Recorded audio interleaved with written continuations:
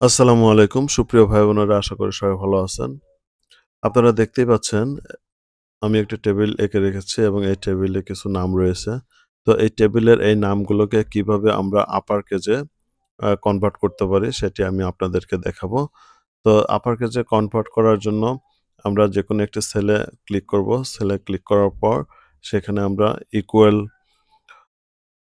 দেব। তারপরে আমরা আপার যে ফাংশন আছে সেটিকে কল করব। এরপরে আমরা ফার্স্ট ব্র্যাকেট দিব। দেন আমরা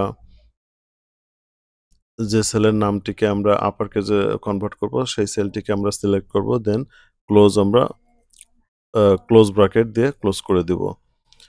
এরপরে আমরা এন্টার প্রেস করে দেব। দেখুন নামগুলো সব আপার কেজে হয়ে গেছে।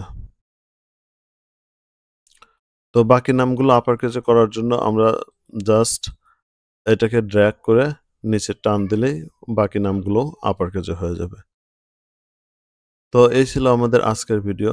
আবার দেখা হবে নতুন কোনো ভিডিও নিয়ে। সে পর্যন্ত ভালো থাকুন, সুস্থ থাকুন। আল্লাহ হাফেজ।